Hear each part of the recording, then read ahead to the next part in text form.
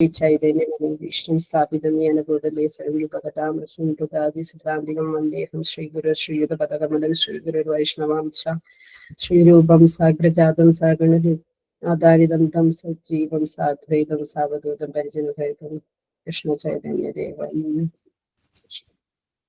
ശ്രീകൃഷ്ണ ചൈതന്യദേവം ശ്രീ രാധാകൃഷ്ണ പാദാൻ സഹഗണ ശ്രീ വിശാഖാനിതാംശ ഹേ കൃഷ്ണ കരുണ സിന്ധു ദീനബന്ധു ജഗത്പതി ഗോപീശ ഗോപികാ കാന്ത രാധാകാന്ത നമോസ്തുതേ തപ്തകാഞ്ചന ഗൗരാംഗി രാധേ വൃന്ദാവനേശ്വരി ശബാനസുതേ ദേവി പ്രണമാമി ഹരിപ്രിയേ വാഞ്ചാകൽപതരുഭ്യശ്ച കൃപാ സിന്ധുഭ്യേവ ച പതിതാനാം പാവനേഭ്യോ വൈഷ്ണവേഭ്യോ നമോ നമഃ. ജയ ശ്രീകൃഷ്ണ ചൈതന്യ പ്രഭു നിത്യാനന്ദ ശ്രീ അദ്വൈത ഗദാധര ശ്രീവാസാദി ഗൗര ഭക്തവൃന്ദ. ഹരേ കൃഷ്ണ കൃഷ്ണ കൃഷ്ണ ഹരേ ഹരേ ഹരേ രാമ രാമ രാമ ഹരേ. നമോ ഭഗവതേ വാസുദേവായ. നമോ ഭഗവതേ വാസുദേവായ. ഓം നമോ ഭഗവതേ വാസുദേവായ. നമോ വിഷ്ണുദായ കൃഷ്ണശ്രാദോദയ ശ്രീമതി ചേതതാസ്വാമി ദിനാമിനി നമാചാര്യപാദായ നിത്യകൃപാപദായ ഗൗരവദാദാമിതായ നഗരഗ്രാമദായ നമോ വിഷ്ണുദായ കൃഷ്ണശ്രാദോദയ ശ്രീമതി ഭക്തിവേദാന്ത സ്വാമി ദിനാമിനി നമസ്തേ സരസ്വതി ദേവി ഗൗരവാണി പ്രചാരണി നിർവിശേഷ ശ്രീനിവാരി വശാദി. ജയ ശ്രീ കൃഷ്ണ ചൈതന്യ പ്രഭു നിത്യാനന്ദ ശ്രീ അദ്വൈത ഗദാധര ശ്രീവാസാദി ഗൗര ഭക്തവൃന്ദ. ഹരേ കൃഷ്ണ കൃഷ്ണ കൃഷ്ണ ഹരേ ഹരേ ഹരേ രാമ രാമ രാമ ഹരേ ഹരേ.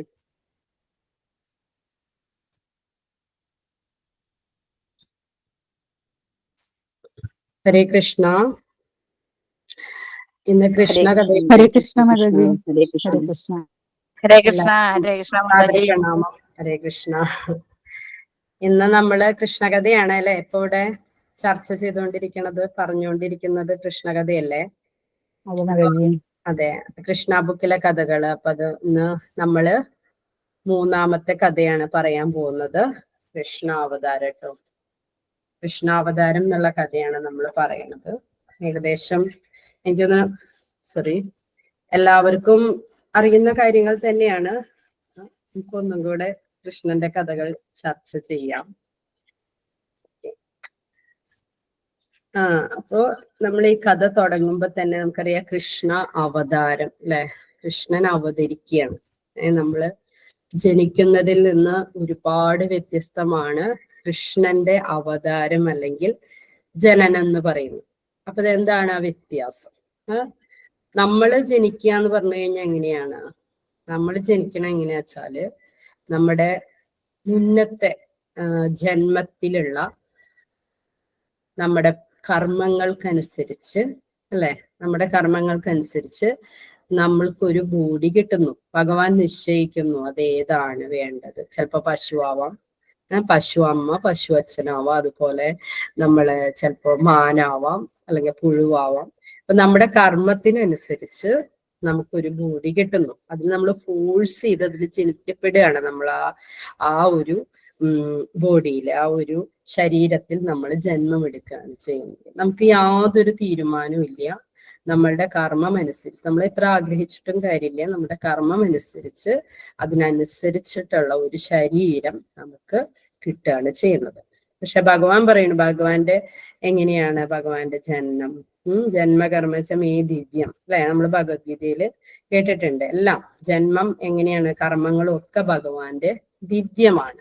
അപ്പൊ എന്തുകൊണ്ടാണ് അത് അങ്ങനെ പറയണതെന്ന് വെച്ച് കഴിഞ്ഞാൽ നമ്മളിൽ നിന്ന് ഒരുപാട് വ്യത്യസ്തമാണത്. നമ്മൾ ജനിക്കുമ്പം നമ്മൾ ഫോഴ്സ് ചെയ്ത ഒരു ബോഡിയിലേക്ക് ജനിക്കപ്പെടുകയാണ് ചെയ്യുന്നത് നമ്മുടെ കർമ്മം അനുസരിച്ച്. പക്ഷേ ഭഗവാൻ അങ്ങനെയല്ല. ഭഗവാൻ ജനിക്കുമ്പോ എങ്ങനെയാണ്? ഭഗവാൻ ആദ്യം തന്നെ ഭഗവാന്റെ അച്ഛനെയും അമ്മയും ഒക്കെ ആരാണ് തീരുമാനിക്കുന്നത്? ഭഗവാൻ തന്നെയാണ് തീരുമാനിക്കുന്നത്. ഏത് അച്ഛൻ വേണം, ഏത് അമ്മ വേണം, ഏത് സമയത്ത്, എവിടെ, എങ്ങനെ, ഏത് ശരീരത്തിൽ, ഇതെല്ലാം ഭഗവാനാണ് തീരുമാനിക്കുന്നത്. ഭഗവാൻ ജനിക്കുമ്പോൾ അതാണ് നമ്മളും ഭഗവാനും തമ്മിലുള്ള, അതാണ് നമ്മുടെ ദിവ്യമല്ലാത്തതും ഭഗവാന്റെ ജന്മകർമ്മങ്ങളെല്ലാം ദിവ്യമാകുന്നു. ഭഗവാനാണ് അതെല്ലാം തീരുമാനിക്കുന്നതും ജന്മമെടുക്കുന്നതും. പിന്നെ ഈ നമുക്കറിയാം ഭഗവാൻ ജനിച്ചിട്ടുള്ളത് രോഹിണി നക്ഷത്രത്തിൽ. നമ്മൾ അഷ്ടമി രോഹിണി എല്ലാം ആഘോഷിക്കുന്നുണ്ട്. അപ്പം ഈ രോഹിണി നക്ഷത്രത്തിൽ എല്ലാ ഗ്രഹങ്ങളും ഉച്ചസ്ഥായിയിൽ നിൽക്കുന്ന നല്ലൊരു ശുഭമുഹൂർത്തത്തിലാണ് ഭഗവാൻ ജന്മമെടുക്കുന്നത്. അപ്പൊ ഭഗവാൻ ജന്മമെടുക്കുന്ന സമയത്ത് എന്താണ് പ്രത്യേകത എന്ന് വെച്ചാല് എന്താ നമുക്കറിയാം. ഇപ്പൊ വേണരാജാവിന്റെ കഥയൊക്കെ നിങ്ങൾ കേട്ടിട്ടുണ്ടാവും. പൃഥുമഹാരാജാവിന്റെ അച്ഛനായ വേണരാജാവിന്റെ. അവിടെ എങ്ങനെയായിരുന്നു വേണരാജാവ് ജനിച്ചപ്പോഴായാലും ഭരിക്കുമ്പോഴായാലും അവിടുത്തെ സർവ്വ സമൃദ്ധിയും ഐശ്വര്യവും എല്ലാം ഉൾവലിഞ്ഞു, അല്ലെ? ഒന്നുമില്ലാതെയായി. കാരണം അദ്ദേഹം അത്രയും ക്രൂരനായ ഒരു വ്യക്തിയായിരുന്നു. അപ്പൊ അതുപോലെ തന്നെ അദ്ദേഹമുള്ള പ്രദേശം മുഴുവൻ, അല്ലെങ്കിൽ ഭൂമി കനിയാതെ ഭൂമിയിലുള്ള എല്ലാം ഉൾവലിഞ്ഞു പോയി എന്നാണ് പറയുന്നത്. പിന്നെ ഒരുപാട് കഷ്ടപ്പെട്ടിട്ടാണ് പൃഥു മഹാരാജ് വീണ്ടും ഭൂമിയെ പഴയ അവസ്ഥയിലേക്ക് എത്തിച്ചത്, നമുക്കറിയാം. അതുപോലെ തന്നെ ദുര്യോധനൻ ജനിക്കുന്ന സമയത്ത് അറിയാം, ഈ രക്തത്തിന്റെ മഴ പെയ്തു എന്നൊക്കെയാണ് പറയുന്നത്. കൊടുങ്കാറ്റ്, ചുഴലി, പിന്നെ എന്താണ് ഇഷ്ടപ്പെടാത്ത ശബ്ദങ്ങൾ, ഇതെല്ലാം ഉണ്ടായിട്ടാണ് അവരുടെയൊക്കെ ജനനം. അപ്പൊ ഓരോ വ്യക്തികൾ ജനിക്കുന്നതിനനുസരിച്ച് പ്രകൃതിയിലും ഒരുപാട് മാറ്റങ്ങൾ വരും. അപ്പൊ നമ്മുടെ ഭഗവാൻ എന്ന് പറയുന്നത് എന്താണ്? ഐശ്വര്യത്തിന്റെ പൂർണ്ണതയാണ് ഭഗവാൻ, അല്ലെ? ഐശ്വര്യത്തിന്റെ പൂർണ്ണതയാണ് ജനിക്കാൻ പോകുന്നത്, ആനന്ദത്തിന്റെ പൂർണ്ണതയാണ് ജനിക്കാൻ പോകുന്നത്. അപ്പൊ അതനുസരിച്ച് തന്നെ പ്രകൃതിക്ക് ഒരുപാട് മാറ്റങ്ങൾ വരികയാണ്, ഒരുപാട് ചേഞ്ചസ്. ഈ ഗ്രഹങ്ങളൊക്കെ സ്വയം തന്നെ പോയി അല്ലെ ഏറ്റവും നല്ല പൊസിഷൻ ഏതാണോ അതിൽ നിൽക്കുകയാണ് ഭഗവാന്റെ ജനന സമയമായപ്പം. മാത്രല്ല നദികളൊക്കെ ഇങ്ങനെ കരകവിഞ്ഞൊഴുകാൻ തുടങ്ങി. എല്ലാത്തിലും ഐശ്വര്യവും പൂർണ്ണതയുമാണ്. മയിലുകൾ നൃത്തമാടാൻ തുടങ്ങി, കുയിലുകൾ നല്ല മനോഹരമായി പാടാൻ തുടങ്ങി. എല്ലായിടത്തും വസന്തം, പൂക്കൾ പൂത്തു നിൽക്കുന്നു, പഴങ്ങൾ നിറഞ്ഞ് മരം എന്താ പറയാ വളഞ്ഞു പോകും. ആ രീതിയിലൊക്കെയാണ് എല്ലായിടത്തും ശുഭമായ കാര്യങ്ങൾ മാത്രമേ ഉള്ളൂ. പിന്നെ ഭഗവാൻ ജനിക്കുന്നതിന് മുന്നേ വരെ സന്യാസിമാർക്കും മഹർഷിമാർക്കും ഒന്നും ഹോമം ചെയ്യാനോ യാഗം ചെയ്യാനോ ഒന്നും പറ്റിയിരുന്നില്ല. ഭയങ്കര ദുരന്തപൂർണമായ, നമുക്കറിയാം കംസം എങ്ങനെയായിരുന്നു, എത്ര വലിയ ദുഷ്ടനായിരുന്നു. ഇതൊന്നും ചെയ്യാൻ അനുവദിക്കുക തന്നെ ചെയ്തിരുന്നില്ല. പക്ഷെ ഭഗവാന്റെ ജന്മത്തിന്റെ സമയമായപ്പോഴത്തേക്കും എന്ത് സംഭവിച്ചു എന്ന് വെച്ചാല് അവിടെ എല്ലാം എല്ലാ അനുകൂലം, യാഗം ചെയ്യാനും ഹോമം ചെയ്യാനും ഒക്കെ ഭയങ്കര അനുകൂലമായ സാഹചര്യങ്ങള് ഉണ്ടാവുകയാണ്. അപ്പൊ ആ ഒരു ശുഭ മുഹൂർത്തം കാണുമ്പോൾ തന്നെ എല്ലാവർക്കും മനസ്സിലായി തുടങ്ങി എന്താണ് ഭഗവാൻ വരാനുള്ള സമയമായി. പ്രകൃതിക്ക് ഒരുപാട് വ്യത്യാസം വന്നു തുടങ്ങി. ഭഗവാൻ ഇപ്പൊ തന്നെ വരാനുള്ള സമയമായി, ആ നിമിഷം അടുത്തു തുടങ്ങി എന്നുള്ളത് എല്ലാവർക്കും മനസ്സിലായി തുടങ്ങി.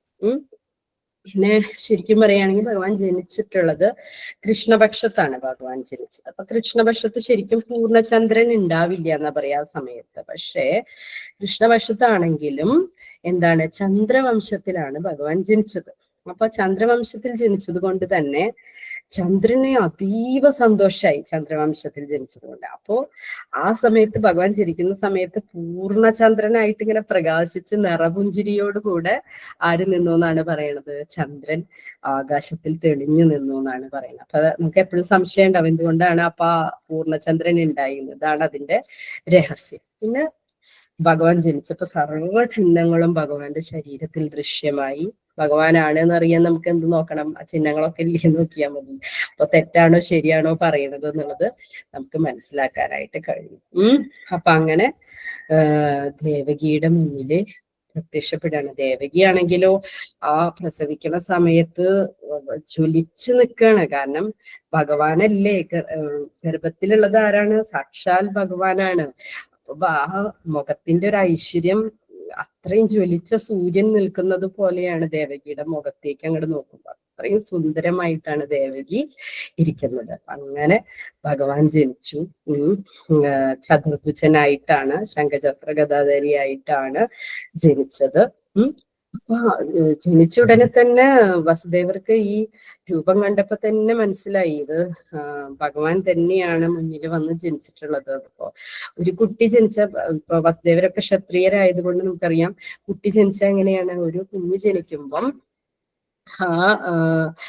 കുഞ്ഞ് ജനിക്കാൻ മാത്രമല്ല എന്ത് മംഗളകരമായ കാര്യങ്ങള് ക്ഷത്രിയരുടെ അല്ലെങ്കിൽ രാജാക്കന്മാരുടെ കുടുംബത്തിൽ ഉണ്ടാവുകയാണെങ്കിൽ അവരപ്പൊ തന്നെ ഒരുപാട് ദാനം ചെയ്യും. സ്വർണങ്ങളൊക്കെ അണിയിച്ചിട്ടുള്ള പശുക്കളെ ഒക്കെ ബ്രാഹ്മണർക്ക് ദാനം ചെയ്യുകയൊക്കെ ചെയ്യും. അപ്പോ എവിടെയാണ് ഇപ്പൊ ഭഗവാൻ ജനിച്ചിട്ടുള്ളത്? കാരാഗ്രഹത്തിലാണ് ജനിച്ചിട്ടുള്ളത്. അപ്പൊ അതൊന്നും ചെയ്യാൻ ആർക്ക് പറ്റില്ല? വസുദേവർക്ക് പറ്റില്ല. ഇത്രയും സന്തോഷമുള്ള സമയത്ത് എനിക്കൊരു ദാനം പോലും ചെയ്യാൻ പറ്റുന്നില്ലല്ലോ എന്നുള്ളത് വസുദേവര് കരുതാണ്. അങ്ങനെ വസുദേവര് മനസ്സാൽ അർപ്പിക്കുകയാണ്. ബ്രാഹ്മണർക്ക് ദാനം ചെയ്ത പോലെ, ഒരുപാട് പശുക്കളെ അർപ്പിച്ച പോലെ മനസ്സാൽ വസുദേവരെ അർപ്പിക്കുകയാണ്, ദാനം ചെയ്യാണ് ഭഗവാൻ ജനിച്ചത് കണ്ടിട്ട്. അപ്പൊ ഇതിൽ നമുക്ക് പ്രധാനപ്പെട്ട പാഠം എന്താണ് പഠിക്കാനുള്ളത് എന്ന് വെച്ച് കഴിഞ്ഞാല്, ഈ വസുദേവരുടെ ഈ ഒരു കാര്യം, മനസ്സാൽ അർപ്പിച്ചു എന്നുള്ള കാര്യം വളരെ പ്രധാനമാണ്. എത്ര കഷ്ടതയിലാണ് ഇപ്പൊ ഉള്ളത് വസുദേവരെ. നമുക്കറിയാം, കാരാഗ്രഹത്തിൽ എങ്ങനെയാണ് കൈയും കാലും കൂട്ടിക്കെട്ടിയ അവസ്ഥയില്, യാതൊരു സന്തോഷവും ഇല്ലാത്ത അവസ്ഥയിലാണ് ആരുള്ളത്? വസുദേവരുള്ളത്.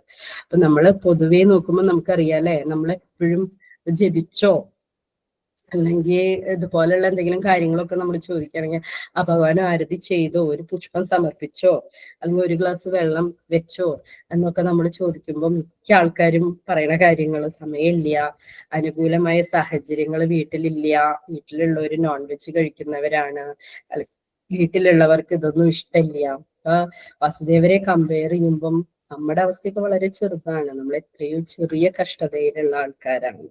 വസുദേവർ അത്രയും കഷ്ടതയിലായിരുന്നിട്ടും ഭഗവാന്റെ ഒരു വലിയ ഭക്തനായിരുന്നു, ഒരുപാട് ആരാധന ചെയ്യുന്ന ഒരു വ്യക്തിയായിരുന്നു, നല്ലൊരു ഭക്തനായിരുന്നു വസുദേവര്. അപ്പം ഒരിക്കലും നമ്മൾ അങ്ങനെ ഒരു അവസ്ഥയെ നമ്മൾ കുറ്റപ്പെടുത്തരുത്. അവസ്ഥയെ കുറ്റപ്പെടുത്തുന്നതിന് അർത്ഥം എന്താന്ന് വെച്ച് കഴിഞ്ഞാൽ ചെറിയൊരു മടിയുണ്ട്, ഭഗവാനെ ഉണ്ടായിട്ട് അങ്ങോട്ട് ക്ലോസ് ആയിട്ടില്ല നമ്മള് എന്നാണ് അതിന്റെ അർത്ഥം. അപ്പൊ നമുക്കറിയാം പൂന്താനത്തിന് എങ്ങനെയുണ്ടായിരുന്നത്, പൂന്താനത്തിന്റെ ഭാര്യയ്ക്ക് ഒട്ടും ഇഷ്ടമുണ്ടായിരുന്നില്ല ആ പൂന്താനം എങ്ങനെ നടക്കണം. എന്നാലും സദാസമയം ഭഗവാനെ വിളിച്ചുകൊണ്ട് തന്നെയാണ്, എത്ര അനുകൂലമല്ലാത്ത സാഹചര്യം ഉണ്ടായി, സ്വന്തം മകൻ മരിക്കടക്കം ചെയ്തു, അപ്പോഴും ഭഗവാനെ മനസ്സിൽ ഉണ്ണിക്കണ്ണനായിട്ട് കണ്ടിട്ട് കൊണ്ടു നടക്കുകയാണ് പൂന്താനം ചെയ്തത് അല്ലെ. പലരും അതുപോലെ, സുദാമയുടെ സാഹചര്യം എന്തായിരുന്നു?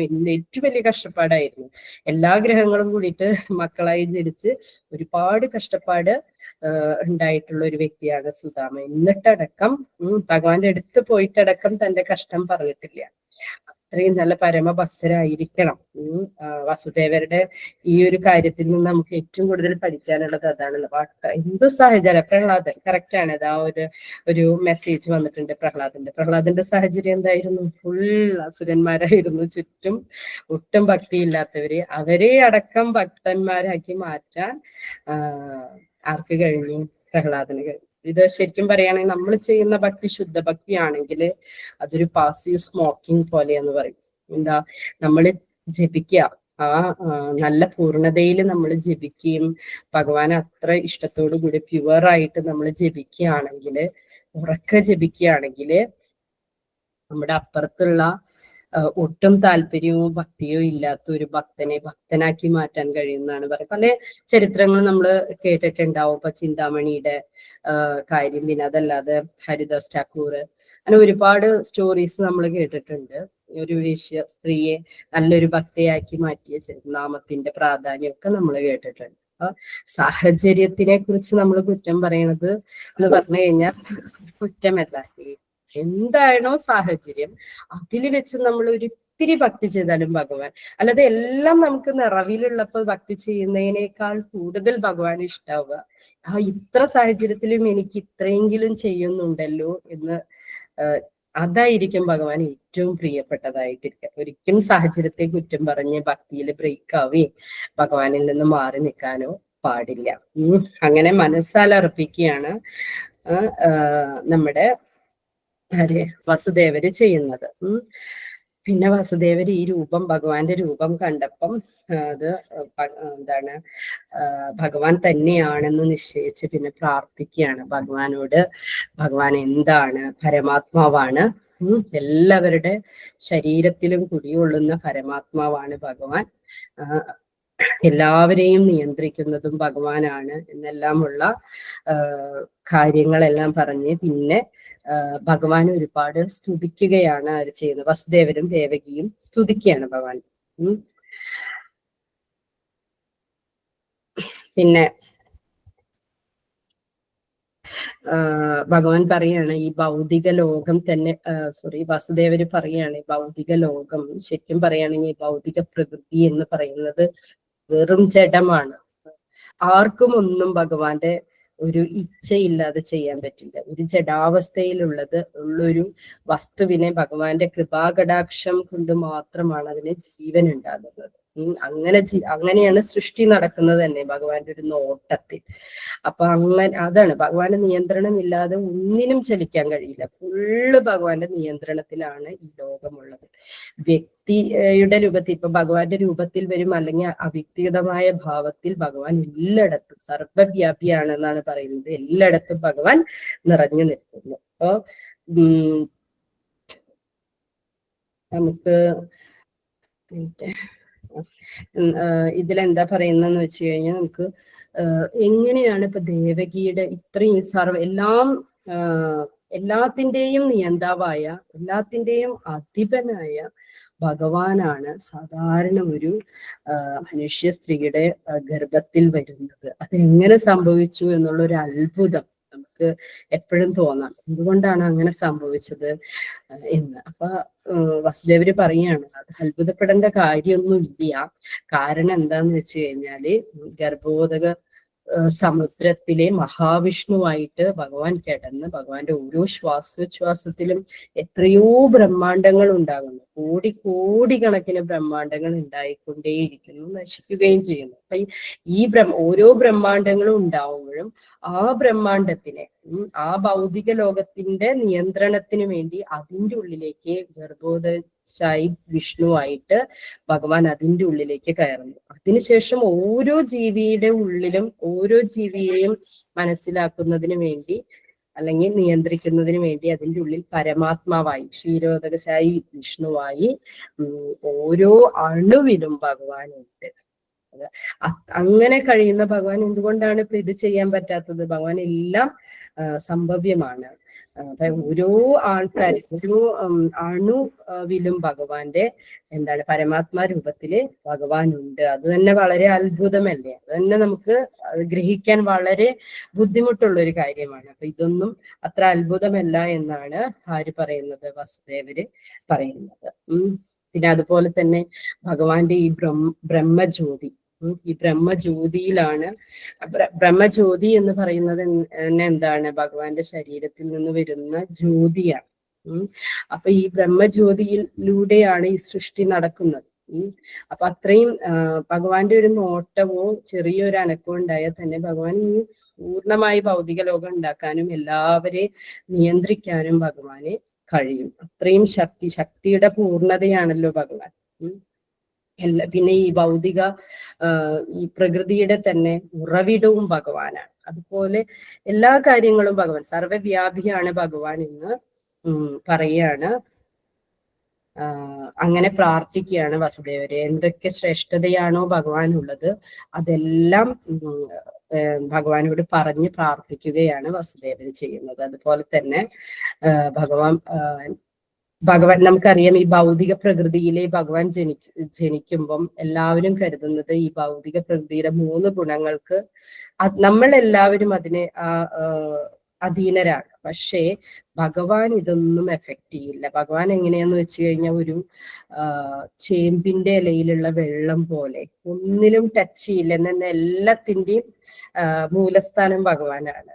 അങ്ങനെയാണ്. അപ്പൊ ഭഗവാൻ ഇവിടെ ജനിക്കുന്നുണ്ടെങ്കിലും ഉള്ള അവസ്ഥ ഈ രജതമോ ഗുണത്തിലോ സാത്വിക ഗുണത്തിലോ അല്ല, അതിനേക്കാൾ ഉയർന്ന ശുദ്ധ സാത്വികത്തിലാണ് ഭഗവാൻ ഉള്ളത്. അപ്പൊ ഈ പ്രകൃതിയിലെ ഈ 3 ഗുണങ്ങളൊന്നും ത്രിഗുണങ്ങളൊന്നും ഭഗവാനെ എഫക്റ്റ് ചെയ്യുകയില്ല. അതെല്ലാം നിയന്ത്രിക്കുന്നത് നമ്മളെ മാത്രമാണ്.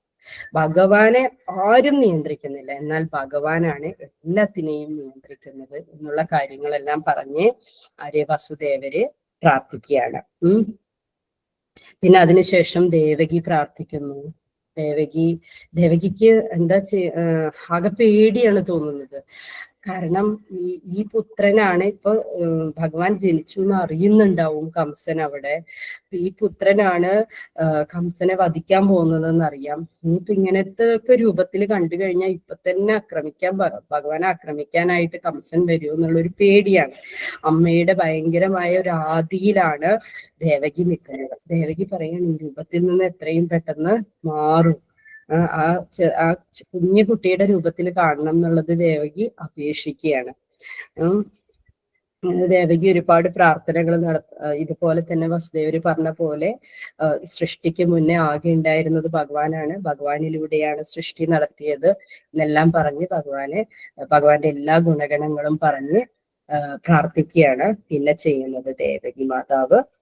പിന്നെ എന്നിട്ട് ദേവകി മാതാവ് ചോദിക്കുകയാണ്, എന്ത് അത്ഭുതമാണിത്, ഈ എന്റെ വയറ്റിൽ വന്ന് ഭഗവാൻ പിറക്കുക എന്ന് പറയുന്നത് തന്നെ തോന്നുകയാണ്. കാരണം എന്താ വെച്ചാല് നമുക്കറിയാം ബ്രഹ്മദേവന്റെ മരണ സമയത്ത് എല്ലാവരും റെസ്റ്റ് ചെയ്യുന്നത് അല്ലെ, എല്ലാവരും എത്തിപ്പെടുന്നത് ഈ ഭഗവാന്റെ വയറ്റിലാണ് എല്ലാവരും റെസ്റ്റ് ചെയ്യുന്നത്, സർവജീവജാലങ്ങൾ. അപ്പോ അത്തരം ഒരു ഭഗവാനെ എനിക്ക് എന്റെ ഗർഭത്തിൽ ചുമക്കാൻ കഴിയുക എന്ന് പറയുന്നത് എന്തൊരു അത്ഭുതമാണ്, എത്രയോ വലിയ ഭാഗ്യവും കൂടിയാണ് അത് എന്ന് ആര് ചിന്തിക്കുകയാണ്.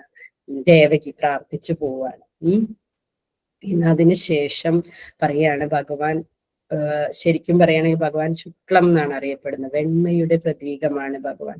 ഭഗവാൻ ഒന്നും എഫക്ട് ചെയ്യില്ല, യാതൊരു ഭൗതിക ഗുണങ്ങളും എഫക്ട് ചെയ്യാത്തൊരു വ്യക്തിരൂപമാണ് ഭഗവാന്റേത്. എന്നാൽ ബ്രഹ്മദേവനെ രക്തച്ചുവപ്പിനോടാണ് കമ്പയർ ചെയ്യുന്നത്. എന്താന്ന് വെച്ച് കഴിഞ്ഞാൽ സൃഷ്ടിക്കുള്ള ആവേശം, അതുകൊണ്ടാണ് രക്തച്ചുവപ്പാണ് എന്ന് പറയുന്നത് ബ്രഹ്മദേവനെ.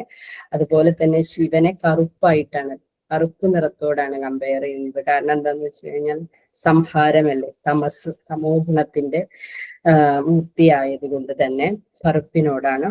എന്നാലോ ഈ മൂന്ന് ശക്തിയും ശരിക്കും പറയുകയാണെങ്കിൽ ഭഗവാന്റെ തന്നെ ഭാഗമാണ്. ഈ മൂന്ന് ശക്തിയും ഒന്നും ഭഗവാനിൽ നിന്ന് വിഭിന്നമല്ല. ഭഗവാന്റെ ആജ്ഞയ്ക്ക് അനുസരിച്ച് ഇപ്പോ ശരിക്കും പറയുകയാണെങ്കിൽ ഒരു വലിയ ഓഫീസിൽ നമ്മൾ ജോലി ചെയ്യുമ്പം MDയുടെ ഇഷ്ടപ്രകാരമാണ് അതിലുള്ള ഉദ്യോഗസ്ഥര് ഓരോ കാര്യങ്ങൾ ചെയ്യുന്നത്, ഓരോ ജോലിയും ചെയ്യുന്നത്. അതുപോലെ തന്നെയാണ് ബാക്കിയുള്ള എല്ലാവരും, ഇവരും ബ്രഹ്മദേവനായാലും ശിവനായാലും ദേവഗണങ്ങളെല്ലാം ആയാലും ഭഗവാന്റെ ഇച്ഛയ്ക്കനുസരിച്ചാണ് സർവ്വതും അനുഷ്ഠിക്കുന്നത്.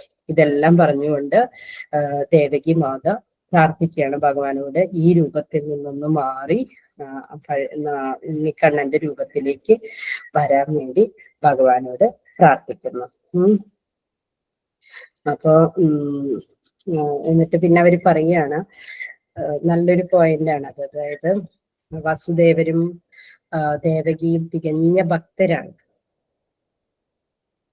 വസുദേവരും ദേവകിയും എങ്ങനെയാണ് തികഞ്ഞ ഭക്തരാണ്. അപ്പോ ഈ ഭക്തരെ ഒരുപാട് വിഷമിക്കുന്നു എന്നുള്ളത് ഭഗവാന് മനസ്സിലായി. ഒരുപാട് വിഷമത്തിലാണ് ഈ ഭക്തര് എന്നുള്ളത് അല്ലെ. നമ്മൾ പഠിച്ചിട്ടുണ്ട്, പരിത്രാണായ സാധുവിന വിനാശായ ചതുഷ്ട, അത് നമ്മൾ പഠിച്ചിട്ടുണ്ട്. ശ്ലോകത്തിൽ നമ്മൾ പറയുന്നുണ്ട് അസുരന്മാരുടെ ഈ സാധുക്കളെ രക്ഷപ്പെടുത്താൻ മാത്രല്ല, ഏറ്റവും പ്രധാനമായി ഭക്തരുമായിട്ടൊരു സത്സംഗത്തിന് കൂടിയാണ് ഭഗവാൻ ഇങ്ങോട്ട് വരുന്നത്. അപ്പൊ ഇവര് ഭക്തന്മാരാണ്. അപ്പൊ ഭക്തന്മാർക്ക് വേണ്ടിയാണ് ഭഗവാൻ ഇപ്പോ ഇവിടെ അവരുടെ ദുഃഖങ്ങൾ അകറ്റാൻ വേണ്ടിയാണ് ഭഗവാൻ ഇവിടെ ജനിച്ചിരിക്കുന്നത്. അസുരന്മാരുടെ കംസൻ പോലെയുള്ള അസുരന്മാരെ എത്രയോ അസുരന്മാരെ നിഗ്രഹിച്ചു എന്ന് നമുക്കറിയാം ഭഗവാന്റെ ജനനത്തിന് ശേഷം. അപ്പൊ അത്തരം അസുരന്മാരെ നിഗ്രഹിച്ച് ഭൂമിക്ക് ഭാരമുള്ള ഇവരെല്ലാം നിഗ്രഹിച്ച് ഭഗവാന്റെ ഭക്തന്മാരെ സംരക്ഷിക്കാൻ വേണ്ടിയാണ് ഭഗവാൻ ഇപ്പോൾ അവതരിക്കുന്നത്.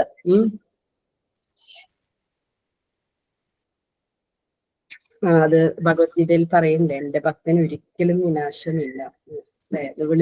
അത് സമൂഹത്തോട് വിളിച്ചു പറയാൻ തന്നെ ഭഗവാൻ പറയുന്നുണ്ട്.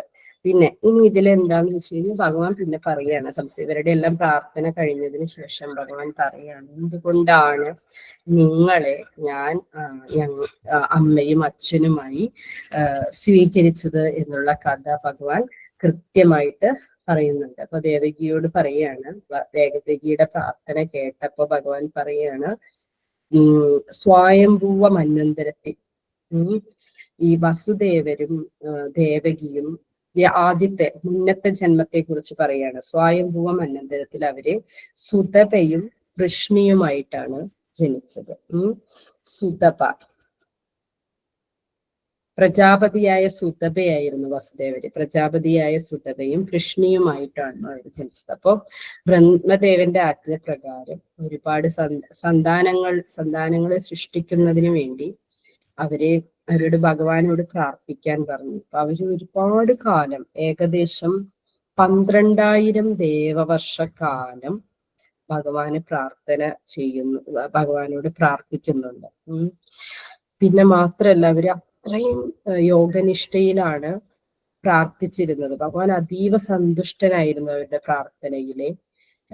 എല്ലാ ഭക്ഷണങ്ങളൊക്കെ ത്യജിച്ച് കരിയിലകളൊക്കെ ഭക്ഷിച്ചിട്ടാണ് അവരപ്പം എന്താണോ കിട്ടുന്നത് അതെല്ലാം ഭക്ഷിച്ച് പൂർണ്ണമായി ഭഗവാനെ മനസ്സിൽ ധ്യാനിച്ച് ഭക്തിയുത സേവനത്തിൽ പൂർണ്ണമായി ഏർപ്പെട്ടുകൊണ്ട് അവര് ഒരുപാട് കാലം 12,000 ദേവവർഷ കാലത്തോളം ഭഗവാന്റെ ഭക്തിയുത സേവനത്തിൽ അവര് മുഴുകി.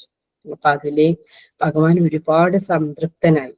ഇപ്പൊ ഞാൻ ആദ്യം തുടക്കത്തിലേ പറഞ്ഞു, ഭഗവാൻ ജനിക്കുന്നുണ്ടെങ്കിൽ ആ ജനിക്കുന്നത് ഏത് അച്ഛനും ഏത് അമ്മയ്ക്കും ഏതായിരിക്കണം ഭഗവാന്റെ അച്ഛനും അമ്മയും എന്നുള്ളത് ഭഗവാൻ തന്നെയാണ് നിശ്ചയിക്കുന്നത്. അപ്പൊ ഭഗവാൻ അവരുടെ തപസ്സിൽ പൂർണ്ണ സംതൃപ്തരായിട്ട് ഭഗവാൻ അപ്പൊ തന്നെ നിശ്ചയിച്ചു, ഞാൻ ഭൂമിയിൽ വരുന്നുണ്ടെങ്കിൽ ഇവരായിരിക്കണം ഇന്നും എൻ്റെ അച്ഛനും അമ്മയും ഇവർ തന്നെ ആയിരിക്കണം. കാരണം അത്രയും നല്ല കൃത്യമായ ശുദ്ധതയോടു കൂടിയുള്ള ഭക്തിയുത സേവനം, വേറൊന്നും മനസ്സിൽ കരുതാതെ ഭഗവാനെ മാത്രം ധ്യാനിച്ചുകൊണ്ട് ഭഗവാനെ പൂർണ്ണമായ ഭക്തിയുത സേവനത്തിൽ ഇവർ ഏർപ്പെട്ടത് കൊണ്ട് എന്ത് ഭഗവാൻ തീരുമാനിച്ചു, ഇവര് തന്നെ ആയിരിക്കണം എൻ്റെ അച്ഛനും അമ്മയും. എന്നിട്ട് അവരുടെ മുന്നിൽ പ്രത്യക്ഷപ്പെടുകയാണ് ചെയ്യുന്നത്. ഭഗവാൻ അവരുടെ മുന്നിൽ പ്രത്യക്ഷപ്പെട്ടിട്ട് അവരോട് പറയും, അവരോട് ചോദിക്കും എന്താണ് ആഗ്രഹം എന്ന്. അപ്പൊ സാധാരണ നമുക്കറിയാം ധ്രുവ മഹാരാജാവിനൊക്കെ ഒരു ആഗ്രഹം ഉണ്ടായിരുന്നു അല്ലെ. ധ്രുവ മഹാരാജാവിന് അച്ഛന്റെ മടിയിൽ ഇരുത്താത്തത് കൊണ്ട് ഒരുപാട് ധനം, രാജാവെന്ന സ്ഥാനം, ഇതൊക്കെ ആഗ്രഹിച്ചിട്ടാണ് പോയത്. പക്ഷേ ധ്രുവ മഹാരാജാവ് ഭഗവാനെ പ്രാർത്ഥിച്ച് ഭഗവാൻ പ്രത്യക്ഷപ്പെട്ടപ്പോ എന്താ സംഭവിച്ചത്? എല്ലാ തരത്തിലുള്ള ഭൗതികമായ ആഗ്രഹങ്ങളും പോയിട്ട് ഭഗവാനെ തന്നെ ഏത് നിമിഷവും കണ്ണിൽ കണ്ടാൽ മതി എന്നുള്ള ഒരു ആഗ്രഹമായി മാറി ലാസ്റ്റ്. പക്ഷേ ഇവര്, അതായത് സുത്തബയും കൃഷ്ണയും അതെല്ലാം ചെയ്ത് എല്ലാ തരത്തിലുള്ള ഭക്തിയുദ്ധ സേവനങ്ങളും ചെയ്ത് അവസാനം ഭഗവാൻ പ്രത്യക്ഷനായപ്പോൾ അങ്ങനെയല്ല സംഭവിച്ചത്. അതായത് കൃത്യമായി പറയുന്നു, എന്നെ നേരിൽ കണ്ടിട്ടും ഭൗതിക ബന്ധനത്തിൽ നിന്നുള്ള സമ്പൂർണ്ണ മോചനം ആവശ്യപ്പെടുന്നതിന് പകരം, അതാണ് ശരിക്കും നമ്മൾ ആവശ്യപ്പെടേണ്ടത് എന്നർത്ഥം. ശരിക്കും നമ്മൾ അങ്ങനെ ഒരു അവസരം കിട്ടിക്കഴിഞ്ഞാൽ ഈ കെട്ടുപാടുകളിൽ നമ്മൾ ഒരു കെട്ടഴിച്ച വീണ്ടും ഒരു കെട്ട്, പിന്നെ മറ്റൊരു കെട്ട് എന്ന് പറഞ്ഞ രീതിയിൽ, ഒന്നഴിച്ചാൽ മറ്റൊരു കെട്ട് എന്നുള്ള രീതിയിൽ നമ്മൾ ഈ ഭൗതിക ലോകത്ത് തന്നെ ഇങ്ങനെ ബന്ധിക്കപ്പെട്ടിരിക്കുകയാണ്. അപ്പൊ ഈ ബന്ധനത്തിൽ നിന്ന് മോചനം കിട്ടിയാൽ മാത്രമേ നമുക്ക് ഭഗവാന്റെ ധാമത്തിലേക്ക് യാത്ര പോവാനായിട്ട് പറ്റുള്ളൂ. ഇല്ലെങ്കിൽ വീണ്ടും ഇവിടെ ജനിച്ച് മരിച്ച് ഇവിടെ തന്നെ നമ്മൾ നിൽക്കണം. അപ്പൊ അതിന് പകരം അത് അവര് ചെയ്തില്ല. അതിന് പകരം അവരെ എന്തുകൊണ്ടാണ് അവര് പൂർണ്ണമായി, ഇപ്പൊ അങ്ങനെ ഒരു സംശയം ഉണ്ടാവാം, ഇത്രയും ഭക്തിയുദ്ധ സേവനം ചെയ്തിട്ട് നേരെ ഭഗവാന്റെ ധാമത്തേക്ക് പോവല്ലേ വേണ്ടത്, എന്താപ്പ അവരിങ്ങനെ ഈ വീണ്ടും ഭൗതികതയിലെ കെട്ടുപാടുകളിൽ പെട്ടത് എന്നുള്ള സംശയം നമുക്ക് വരാം. എന്തുകൊണ്ടാണ്? അത് ഭഗവാന്റെ ആഗ്രഹമാണ്. എന്റെ ശക്തിയുടെ സ്വാധീനത്തിന് വിധേയരായി, അല്ലേ? അത് ഭഗവാന്റെ ആഗ്രഹമായത് കൊണ്ടാണ് അവർക്ക് അങ്ങനെ ചോദിക്കാൻ തോന്നാതിരുന്നത്. പകരം ഒരു പുത്രനെ വേണം എന്നാണ് ആവശ്യപ്പെട്ടത്. അവരെന്തിനു വേണ്ടി പ്രാർത്ഥിച്ചോ അത് തന്നെ ആവശ്യപ്പെട്ടു. അപ്പൊ അത് കൃത്യമായിട്ട് എന്തുകൊണ്ടാണ് ഭഗവാൻ അവരെ ഭഗവാന്റെ സർവീസിന് വേണ്ടി സെലക്ട് ചെയ്തു ഓൾറെഡി. അപ്പൊ ശരിക്കും പൂർണ്ണമായ ഭക്തന്മാർക്ക്, നല്ലൊരു ശുദ്ധ ഭക്തര്, അവർക്ക് മുക്തി അത്ര വലിയ ഇമ്പോർട്ടന്റ് ഉള്ള കാര്യങ്ങളൊന്നുമല്ല. മുക്തിയേക്കാൾ പ്രാധാന്യം ഒരു ഭക്തൻ എന്തിനായിരിക്കും? ഭക്തിയുത സേവനത്തിനായിരിക്കും, ഭഗവാന്റെ സേവനം ചെയ്യുന്നവര്. അപ്പൊ ആ വിശിഷ്ടമായ സേവനമാണ് ഭഗവാൻ ഇപ്പൊ അവർക്ക് കൊടുത്തിട്ടുള്ളത്. വലിയൊരു സേവനമാണ് അവർക്ക് കൊടുത്തിട്ടുള്ളത്. തന്റെ പിതാവും മാതാവുമായിട്ട് ഭൂമിയിൽ അവതരിക്കുക എന്നുള്ള, നല്ല ഭഗവാന്റെ കൂടെ അസോസിയേറ്റ്സ് ആയി വരിക എന്നുള്ള ഒരു നല്ല ഒരു സേവനമാണ് അവർക്ക്. അപ്പൊ അങ്ങനത്തെ ഒരു സംശയത്തിന്റെ ആവശ്യമില്ല. ഇത് അവരങ്ങനെ ചോദിക്കാൻ തരുന്നതിന് തന്നെ കാരണം എന്താണ്? അത് ഭഗവാന്റെ ശക്തിക്ക് സ്വാധീനരായിട്ട്, അല്ലെങ്കിൽ ഭഗവാന്റെ ശക്തിയുടെ സ്വാധീനത്തിന് വിധേയരായത് കൊണ്ടാണ് അവരങ്ങനെ ചോദിച്ചത്. അപ്പൊ ഈ ഭൗതിക ലോകത്തിലെ അപ്പൊ ഈ ഭൗതിക ലോകത്തില് ഭഗവാൻ ജനിക്കാൻ വേണ്ടി അത്രയും ശ്രേഷ്ഠരായി, ഇവരെക്കാൾ ശ്രേഷ്ഠരായി ഇനിയൊരു മാതാപിതാക്കളെ കണ്ടുപിടിക്കാനില്ല. അത്രയും നല്ല ഭക്തരായതുകൊണ്ട് ഇവരെ കണ്ടുപിടിക്കുകയും ഒരു ജന്മമെല്ലാം 3 ജന്മം ഭഗവാൻ 3 പ്രാവശ്യം ഭഗവാൻ അവതാരം എടുത്തു വന്നപ്പോഴും ആ 3 പ്രാവശ്യവും ആരെ തന്നെയാണ് ഈ സർവീസിനെ അച്ഛനും അമ്മയുമായിട്ട് തെരഞ്ഞെടുത്തത്? സുതപേനെ, ഈ വസുദേവരെയും ദേവകിയും തന്നെയാണ്. അപ്പൊ ആദ്യത്തെ ജന്മത്തില് സുതപയും കൃഷ്ണയുമായിട്ട് ജനിച്ചു, അവരുടെ മകനായിട്ട് ജനിച്ചു. കൃഷ്ണിഗർഭൻ എന്നുള്ള പേരിലാണ് ജനിച്ചത്. അങ്ങനെ അവർക്ക് ഭഗവാനെ കിട്ടി. ഇപ്പൊ ഭഗവാൻ പ്രത്യേകിച്ച് പറയുന്നുണ്ട്, എന്നെ അത്രയും വാത്സല്യത്തോടു കൂടിയാണ് ഈ അമ്മയും അച്ഛനും വളർത്തിയെടുത്തത്. കൃഷ്ണിഗർഭനായിക്കോട്ടെ, പിന്നെ അടുത്ത ജന്മത്തില് ആരായിട്ടാണ്? അതിഥിയുടെയും കശ്യപന്റെയും മകനായിട്ട്. നമുക്കറിയാം, ബലി മഹാരാജാവിന്റെ അടുത്തുനിന്ന് ദാനം വാങ്ങാൻ വേണ്ടിയിട്ട് വാമന രൂപത്തിൽ ഉഭയത്രൻ എന്നുള്ള പേരിൽ അതിഥിയുടെയും കശ്യപന്റെയും, പിന്നെ അടുത്ത ജന്മത്തിൽ അവര് അതിഥിയും കശ്യപനുമായിട്ടാണ് ജനിച്ചത്. അപ്പൊ അതിഥിയും കശ്യപനുമായി ജനിച്ചപ്പം അവിടെയും ഭഗവാന്റെ മകനായിട്ട് ഉപേന്ദ്രൻ എന്ന വാമനൻ എന്ന അവതാരം എടുത്ത് ഭഗവാൻ വന്നു. അപ്പൊ രണ്ടാമത്തെ ജന്മത്തിലും ഭഗവാനെ അച്ഛനും അമ്മയുമായത് ഇതേ വ്യക്തികൾ തന്നെയാണ്. പിന്നെ അതിനുശേഷം മൂന്നാമത്തെ ജന്മം അവരെടുത്തിട്ടുള്ളത് ദേവകിയും വസുദേവരുമായിട്ടാണ്. അപ്പൊ ഇപ്പോഴും ഞാനിതാ നിങ്ങളുടെ മകനായി ജനിക്കുകയാണ്. അപ്പൊ ഞാൻ ഭഗവാൻ തന്നെയാണെന്ന് ഉറപ്പുവരുത്താൻ വേണ്ടി, എന്റെ അന്ന് തന്ന ഉറപ്പ്, ആ 3 ജന്മവും ഞാൻ തന്നെയാണ് നിങ്ങളുടെ മകനായി വരിക എന്നുള്ളത് നിങ്ങൾക്ക് അങ്ങോട്ട് തീർപ്പാക്കാൻ വേണ്ടിയിട്ടാണ് നിങ്ങളുടെ മുന്നില് ഞാനിപ്പോ എന്റെ ഈ ചതുർഭുജ രൂപം കാണിച്ചു തന്നത്. ഭഗവാൻ തന്നെയാണ് ജനിക്കുന്നത് ദേവകിക്ക് എന്നുള്ളത് പൂർണ്ണമായി നിങ്ങൾ മനസ്സിലാക്കാൻ വേണ്ടിയിട്ടാണ് ഞാൻ ഈ രൂപം നിങ്ങൾക്ക് കാണിച്ചു തന്നത് എന്നുള്ളത് ഭഗവാൻ പറയാണ്. അപ്പൊ ഭക്തിയുത സേവനത്തിന്റെ ഇമ്പോർട്ടൻസ് നമുക്കിതൊന്ന് മനസ്സിലാക്കാം. എത്ര വിശിഷ്ടമാണ് എന്നുള്ളത്. 3 ജന്മാണ്, അവർ ചിലപ്പോൾ 1 ജന്മാണ് ആഗ്രഹിച്ചിട്ടുണ്ടാവുക. പക്ഷെ ഭഗവാൻ കൊടുത്തതോ, ഭഗവാൻ ആ സേവനത്തിൽ പൂർണ്ണ സംതൃപ്തനായതുകൊണ്ട് അവരുടെ 3 ജന്മത്തിലും ഭഗവാൻ തന്നെ അവർക്ക് മകനായി വരികയാണ് ചെയ്തത്. പിന്നെ അതിനുശേഷം ഭഗവാൻ പ്രത്യക്ഷപ്പെട്ടിട്ട് ഭഗവാൻ പഴയ രൂപത്തിലേക്ക് തന്നെ പോവുകയാണ്. പഴയ രൂപത്തിലേക്ക് പോയിട്ട് പിന്നെ പറയാണ്, ഇനി ഇവിടെ നിൽക്കേണ്ട ആവശ്യമില്ല. വസുദേവരോട് പറയും, ഗോകുലത്തില് യശോദാമ ഒരു പെൺകുഞ്ഞിനെ ജന്മം നൽകിയിട്ടുണ്ട്. അത് ഭഗവാന്റെ തന്നെ ആന്തരിക ശക്തിയായ യോഗമായാണ് അവിടെ ജനിച്ചിട്ടുണ്ട്. അപ്പോൾ എനിക്ക് പകരം എന്നെ അവിടെ കിടത്തി, യശോദാമ്മയുടെ അടുത്ത് കിടത്തി ആ കുട്ടിയെ തിരിച്ചെടുത്തു കൊണ്ടുവരാനായിട്ട് ഭഗവാൻ പറയാൻ, ഞാൻ ഇതാ കൽപ്പിക്കുന്നു. അങ്ങനെയാണ് ഭഗവാൻ പറയുന്നത്. ഭഗവാന്റെ കൽപ്പനയായിരുന്നു. എന്നിട്ട് ചെറിയ കുട്ടിയെ കൊട്ടയിലെടുത്ത്, അപ്പൊ എന്താണ് യോഗമായ അവതരിച്ചപ്പോ തന്നെ എന്താണ്, കംസന്റെ ആ കൊട്ടാരത്തിലുള്ളവരെല്ലാം മായാവലയത്തിൽ അകപ്പെട്ടു എന്നാണ് പറയുന്നത്. അവിടെ ഉണ്ടായിരുന്ന കാവൽക്കാരെല്ലാം ഉറങ്ങിപ്പോയി. പിന്നെ എല്ലാ ചങ്ങലകളും വാതിലുകളും ഒക്കെ തുറന്ന് മായയുടെ ഒരു വലയത്തിൽ ആ കൊട്ടാരം അകപ്പെട്ടു. കംസനും ഒന്നും അറിഞ്ഞില്ല, ആരും ഒന്നും അറിഞ്ഞില്ല. അനുകൂല സാഹചര്യങ്ങൾ ഉണ്ടായി. ആർക്ക്?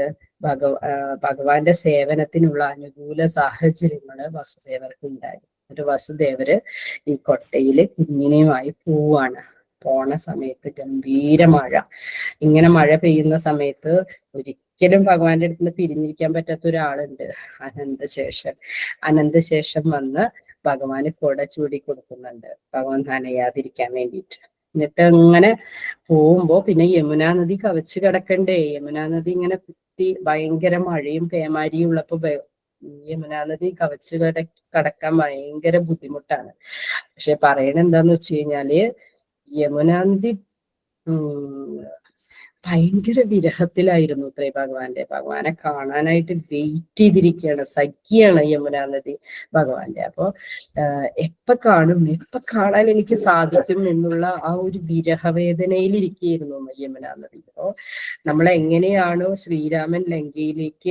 ശ്രീരാമസ്വാമി ലങ്കയിലേക്ക് പോവാൻ വേണ്ടി സമുദ്രം വഴി കാണിച്ചത്, അതുപോലെ തന്നെ ഇവിടെ എന്തുണ്ടായി, രണ്ട് ഭാഗത്തേക്ക് പകുത്ത് യമുനാ നദി വഴി കാണിക്കുകയാണ്. പക്ഷെ രണ്ട് ഭാഗത്തേക്ക് പകുത്ത് വഴി കാണിക്കുമ്പോഴും എന്തുണ്ടായി, തിരകളൊക്കെ ഭയങ്കരമായിട്ട് ആഞ്ഞടിച്ചിട്ട് മേളി വന്ന് ഭഗവാൻ നനയുണ്ട്. അപ്പൊ എന്തുകൊണ്ടാണ് അത് എന്നാണ് ആചാര്യന്മാര് പറയുന്നതെന്ന് വെച്ച് കഴിഞ്ഞാൽ, യമുനാ നദി ഇങ്ങനെ പൊത്തിക്കൊണ്ടാണ് ഇരിക്കണത്. അപ്പൊ ഇങ്ങനെ പകുത്തുമെങ്കിലും ഭഗവാനെ കാണണം യമുനാ നദിക്ക്. അപ്പൊ ഈ തിര വന്ന് മേലിൽ ഇങ്ങനെ എത്തി നോക്കുകയാണ് ഭഗവാനെ കാണാൻ വേണ്ടിയിട്ട്. അപ്പൊ ഭഗവാന്റെ പാദം തൊടാൻ വേണ്ടിയിട്ട് ഇങ്ങനെ, ചരണാമൃതാണ് ശരിക്കും യമുനാ നദി, ആ പാദം തൊടാൻ വേണ്ടിയിട്ട് ഭഗവാനെ കാണാൻ വേണ്ടിയിട്ടുള്ള തിടുക്കാണ് കാണിക്കണം, അല്ലാതെ ദേഷ്യമല്ല കാണിക്കണം. സന്തോഷം, ഭഗവാൻ ജനിച്ചല്ലോ, എനിക്കിപ്പൊ കാണാലോ ഭഗവാനെ എന്നുള്ള ആ സന്തോഷാണ്. അതിന്റെ ഇടയിലൂടെ നടന്നു പോകുമ്പോൾ യമുനാ നദിയുടെ ആ ഭയങ്കരമായ ശക്തമായ തിരകൾ വന്നിട്ട് ഇങ്ങനെ ഭഗവാൻ എത്തി നോക്കുകയാണ് കൊട്ടയുടെ മേലെ കൂടെ. അങ്ങനെ നടന്ന് അവസാനം ഗോകുലത്തിലേക്ക് എത്തും. ഗോകുലത്തിലും ഇതേപോലെ മായ ജനിച്ചിരിക്കല്ലേ. അപ്പൊ മായയുടെ വലയത്തിലാണ്. ഗോപന്മാരായാലും യശോദാമയായാലും ആരായാലും എല്ലാവരും ഭയങ്കര ഉറക്കത്തിലായിപ്പോയി. ആർക്കും ഒന്നും മനസ്സിലാവുന്നില്ല, ഇവിടെ ആര് വന്നു പോയി എന്നൊന്നും മനസ്സിലാവാത്ത അവസ്ഥയില് മായാദേവി വലിയൊരു സേവനാണ് ഭഗവാന് ചെയ്തത്. മായാദേവിനെ എടുത്ത് പിന്നെ പതുക്കെ യശോദാമ്മയുടെ അടുത്ത് ഭഗവാനെ വെച്ചു കൊടുക്കും. ഭഗവാനെ വെച്ച് തിരിച്ചു പോവാണ്. അപ്പൊ യശോദാമ്മ ഇതൊന്നും അറിയുന്നില്ല. ഈ പറഞ്ഞ പോലെ മായാവലയത്തിലായതുകൊണ്ടും പ്രസവം കഴിഞ്ഞ് ഭയങ്കര ക്ഷീണത്തിലായതുകൊണ്ടും എന്താ സംഭവിച്ചെന്നൊന്നും അറിയാതെ ഭയങ്കരമായ ഗാഢനിദ്രയിലാണ് യശോദാമ്മ ഉള്ളത്. പിന്നെ ഉണർന്നു നോക്കുമ്പോഴോ യശോദാമ്മയ്ക്ക് ഓർമ്മ തന്നെ വരുന്നില്ല, അത്രയും ആൺകുട്ടിയാണോ പെൺകുട്ടിയാണോ ജനിച്ചത് എന്നുള്ളത് ഓർമ്മ തന്നെ വരുന്നില്ല എന്നാണ് പറയുന്നത്. അവസാനം നോക്കുമ്പോ ഉണ്ണിക്കണ്ണൻ കാർമേഘത്തിന്റെ വർണ്ണത്തില് അടുത്ത് നല്ല സൂര്യപ്രകാശത്തിലുള്ള മുഖവുമായിട്ട് അടുത്ത് കിടക്കാണ് യശോദാമ്മയുടെ ഉണർന്നപ്പോ.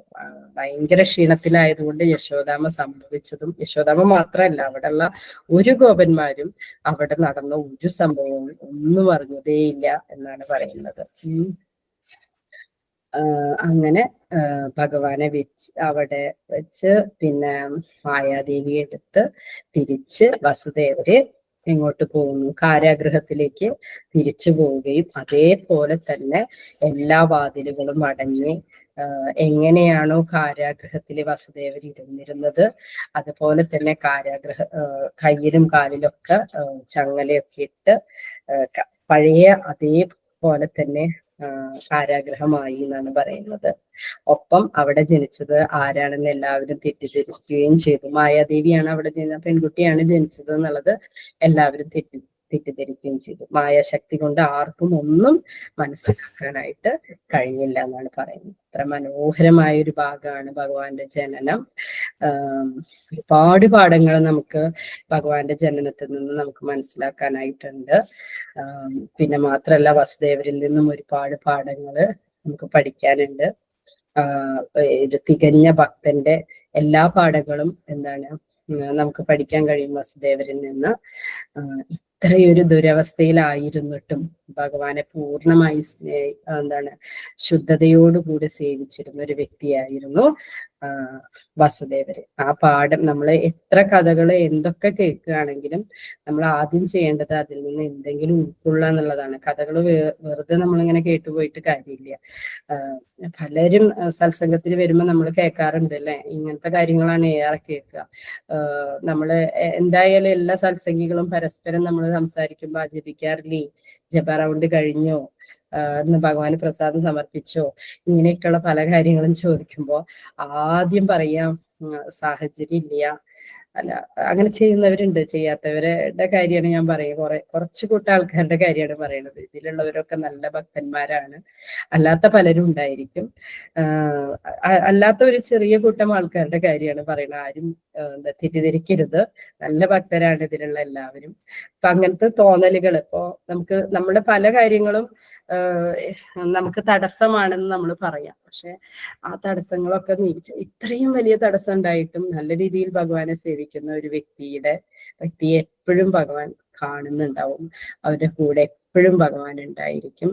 ഭഗവാൻ അവർക്ക് അനുകൂലമായ സാഹചര്യങ്ങൾ, ഭക്തി ചെയ്യാനായിട്ട് അനുകൂലമായ സാഹചര്യങ്ങൾ സൃഷ്ടിക്കുകയും ചെയ്യും എന്നാണ് പറയുന്നത്. പണ്ട് ഒരു ക്ലാസ്സിൽ, എൻ്റെ ദീക്ഷാഗുരു ക്ലാസ് എടുക്കുമ്പോൾ പറഞ്ഞതായിട്ട് കേൾക്കുന്നുണ്ട്. ഒരു ഭക്തൻ, നല്ലൊരു ഭക്തനായിരുന്നു, പക്ഷെ അദ്ദേഹത്തിന് ഈ പറയുന്ന പോലെ എന്താണ് മീറ്റൊക്കെ പാഴ്സൽ ചെയ്യുന്ന ഒരു സ്ഥലം, അങ്ങനെ ഒരു മീറ്റായിട്ട് ബന്ധപ്പെട്ടിട്ടുള്ള ഒരു സ്ഥലത്തായിരുന്നു ജോലി. എന്നാൽ ഒരു നന്നായി പ്രസാദം കഴിക്കും, എല്ലാം ചെയ്യും. പക്ഷെ ഇങ്ങനെ ഒരു സാഹചര്യത്തിൽ ഭയങ്കര ബുദ്ധിമുട്ടായിരുന്നു. അപ്പോൾ ഒന്നും കംപ്ലൈന്റ് ഒന്നും പറയില്ല. ഭഗവാനെ നന്നായി പ്രാർത്ഥിച്ചു. അതുപോലെ ഇന്നൊരു നല്ല സാഹചര്യത്തിലേക്ക് ജോലി മാറ്റി കിട്ടിയെന്ന് പിന്നീട് ആ പ്രഭു പറയുന്നതായിട്ട് കേട്ടിട്ടുണ്ട്. അതാ പറയണത്. അതുപോലെ തന്നെ പ്രസാദം കഴിക്കുന്നവർക്ക് ഉണ്ടാവുന്ന ചേഞ്ചസ്. പലരും നമ്മള് സത്സംഗത്തിൽ വരുമ്പോൾ അവരുടെ കഥകൾ ഇതുപോലത്തെ കേട്ട് കഴിഞ്ഞാൽ നമുക്ക് മനസ്സിലാവും. പല ആൾക്കാരും ഇതുപോലെ ഭാര്യയും ഭർത്താവും ഉണ്ടാവും. ഭാര്യയ്ക്ക് സത്സംഗത്തിൽ ചിലപ്പോൾ ഭർത്താവിനായിരിക്കും സത്സംഗത്തിൽ പോകാൻ ഇഷ്ടം, ഭാര്യയ്ക്ക് ഇഷ്ടം ഉണ്ടാവില്ല. പക്ഷെ അങ്ങനെയുള്ളവര് പ്രസാദമായിട്ട് വന്നിട്ട് അവര് തിരിച്ച് വീട്ടില് അവർക്ക് കൊടുക്കും. ബാക്കിയുള്ളവർക്ക് വരാൻ താല്പര്യമില്ലാതെ വീട്ടിലിരിക്കുന്നവരുണ്ടാവും, അവർക്ക് കൊടുത്ത് അവരുടെ സ്വഭാവത്തിൽ ഒരുപാട് ചേഞ്ചസ് വന്ന എത്രയോ കഥകള് നമ്മുടെ ഇടയിൽ തന്നെ ഇഷ്ടം പോലെ ഉണ്ട്. അപ്പോ ഒരിക്കലും സാഹചര്യങ്ങൾ ഒരു തടസ്സമാണെന്ന് ആരും പറയരുത്. അങ്ങനെ എന്താ പറയാ, സാഹചര്യം ഇല്ലാത്ത അവസ്ഥയിൽ ഭഗവാന്റെ സേവനം ചെയ്യാൻ നമ്മുടെ മനസ്സിലൊന്ന് ഒരു തയ്യാറെടുപ്പ് നടത്തിയാൽ തന്നെ നമ്മുടെ കൂടെ ഭഗവാൻ ഉണ്ടാവും. അനുകൂലമായിട്ട് ഭഗവാന് സേവനം ചെയ്യാൻ വേണ്ടിയിട്ട്. ഇത്രയുള്ളൂ ഇന്നത്തെ ക്ലാസ്. ഹരേ കൃഷ്ണ ഹരേ കൃഷ്ണ കൃഷ്ണ കൃഷ്ണ ഹരേ ഹരേ, ഹരേ രാമ രാമ രാമ ഹരേ ഹരേ. ഹരേ കൃഷ്ണ കൃഷ്ണ മാതാജി. മാതാജി ഒരു സംശയം ചോദിച്ചോട്ടെ ചോദിച്ചോളൂ. മാതാജി? എല്ലാ സംശയവും ചിലപ്പോ എനിക്ക് പറയാൻ അറിയണ്ടാവില്ല, അറിയണതാണെങ്കിൽ പറയാം. യോഗമായ ദേവിയും മഹാമായ ദേവിയും തമ്മിലുള്ള വ്യത്യാസം ഒന്ന് പറഞ്ഞുതരാം മാതാജി.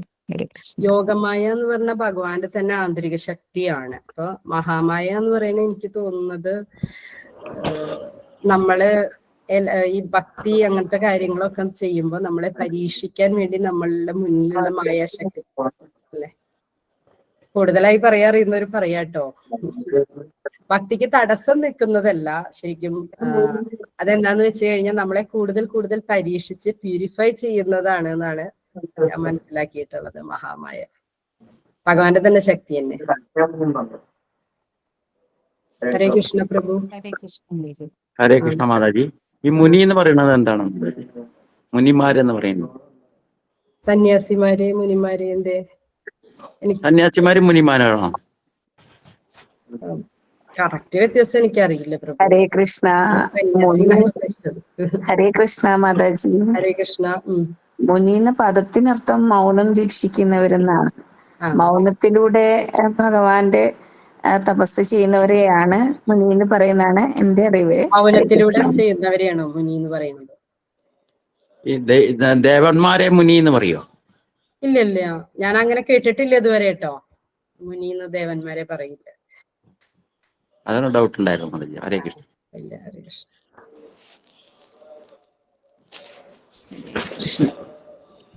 ഹരേ കൃഷ്ണ പ്രഭു. ഹരേ കൃഷ്ണ ഹരേ കൃഷ്ണ. ഹരേ കൃഷ്ണ. ഹരേ കൃഷ്ണ. യോഗമായ മഹാമായ കൂടുതൽ പറയുന്നുണ്ടോ പ്രഭു? എന്നാ പറഞ്ഞോളൂ. ഉണ്ട്. യോഗമായ എന്ന് പറയുന്നത് ആത്മീയമായ ഇത് ആത്മീയമായിട്ടുള്ള കാര്യങ്ങൾക്ക് ആണ്. ആത്മീയമായിട്ടുള്ള മായ. അത് ഇന്നലെ കുറച്ച് കാര്യങ്ങൾ പറഞ്ഞില്ല. മഹാമായ എന്ന് പറയുന്നത് ഭൗതികമായിട്ടുള്ള കാര്യങ്ങളിലൂടെ നമ്മൾ മായയാണ്, അല്ലെങ്കിൽ നമുക്ക് മായ ഒന്നുമില്ലാത്തത്, അല്ലെങ്കിൽ നമ്മൾക്ക് ഭക്തിയുടെ സേവനത്തിലേക്ക് നമ്മളെ കടത്തിവിടില്ല, നയിക്കുന്നത് യോഗമായ. പക്ഷെ മഹാമായ എന്ന് പറയുന്നത് നമ്മളെ ഭൗതികയിലേക്ക് വലിച്ചു നീട്ടും. കൂടുതൽ നമുക്ക് ഡിസയർ അല്ലെങ്കിൽ മറ്റുള്ള കാര്യങ്ങളിലേക്ക്, അതാണ് ആ വിഷയ കാര്യങ്ങളിലേക്ക് നമ്മുടെ അത് ഭൗതികമായിട്ടുള്ള കൂടുതൽ ശ്രദ്ധയിലേക്ക് നമ്മളെ കൊണ്ടുപോകും. അതാണ് മഹാമായ. അതെ. അപ്പൊ നമുക്കൊരു അത്യാവശ്യം മായ എന്ന് പറയുന്നത് എന്താണ്? നമുക്കൊരു വീടുണ്ട്, നല്ലൊരു വീടായി, പിന്നെ ഒരു വണ്ടി വേണമെന്ന് തോന്നും. ഇതൊക്കെ മായയാണ് ശരിക്കും. പക്ഷെ നമ്മൾ ഭഗവാന്റെ സേവനത്തിനായിട്ട് നമ്മൾ അത് ഉപയോഗിക്കുമ്പോൾ അത് നമുക്ക് യോഗമായിട്ട് മാറ്റിയെടുക്കാൻ പറ്റും. അതാണ് അപ്പൊ നമ്മുടെ ഇന്ദ്രിയങ്ങൾക്ക് വേണ്ടിയിട്ടുള്ള പ്രവർത്തനങ്ങളല്ല, നമ്മൾ മറിച്ച് ഭഗവാന്റെ ഇന്ദ്രിയങ്ങളെ സമർപ്പിച്ച് ആ സേവനത്തിനായിട്ട് ഏതൊരു വസ്തു ഉപയോഗിക്കുകയാണെങ്കിൽ നമ്മളത് അത് യോഗമായയുടെ അണ്ടറിലായിരിക്കും. അതാണ് അതിന്റെ സിമ്പിൾ ആയിട്ടുള്ള കാര്യങ്ങൾ. പിന്നെ അതിനെ വിശദീകരിച്ച് ഉണ്ട്, പിന്നെ ചൈതന്യ ചരിതാമൃതത്തിലുണ്ട്, പിന്നെ ഇത് ഈശോപനിഷത്തിലുണ്ട്. അങ്ങനെയുള്ള കാര്യങ്ങൾ അതിലൊക്കെ നമ്മൾ പോയി കഴിഞ്ഞാൽ അതാണ് നമുക്ക് പഠിക്കാൻ പറ്റുക. സിമ്പിളായിട്ട് നമ്മൾ പറഞ്ഞു കഴിഞ്ഞാൽ യോഗമായയാണ് നമ്മളെ ആത്മീയ ശക്തി തരുന്നത്. മഹാമായ എന്ന് പറയുന്നത് നമുക്ക് ഭൗതികമായിട്ടുള്ള കാര്യങ്ങളിലേക്ക് നമ്മളെ എപ്പോഴും വിളിച്ചുകൊണ്ടിരിക്കും. അത് അല്ലെങ്കിൽ നമുക്കിപ്പം ഭഗവാനിലേക്ക് ആത്മീയമായ കാര്യങ്ങൾ ചെയ്യുമ്പോൾ നമുക്ക് ജസ്റ്റ് ഒരു 2 മിനിറ്റ് ദൂരേക്ക് കൊണ്ടുപോകും. അതായത് നമുക്ക് സത്സംഗത്തിൽ നിന്ന് ദുസ്സംഗത്തിലേക്ക് നമ്മളെ പോയിക്കൊണ്ടിരിക്കും. അതാണ് മഹാമായ. കൃഷ്ണ. അപ്പൊ പ്രഭുജി, അത് നമ്മള് യോഗമായ ശക്തി എന്ന് പറയുമ്പോ ഭഗവാന്റെ തന്നെ അന്തരംഗ ശക്തിയും മഹാമായ ബഹിരംഗ ശക്തി എന്ന് വായിച്ചിട്ടുണ്ട്. അതെ, മഹാമായ. ഇവിടെ നമ്മള് കൃഷ്ണ സഹോദരിയായിട്ട് ജനിച്ചിട്ടുള്ളത് യോഗമായ ശക്തിയല്ലേ? അതെ അതെ അതെ, അതൊന്ന് ഉറപ്പായിട്ട് അറിയാൻ വേണ്ടിയിട്ടായിരുന്നു. യോഗമായ ശക്തിയിലാണ് കൃഷ്ണന്റെ സഹോദരിയായിട്ട് കാരാഗ്രഹത്തില് അങ്ങനെ യോഗമായ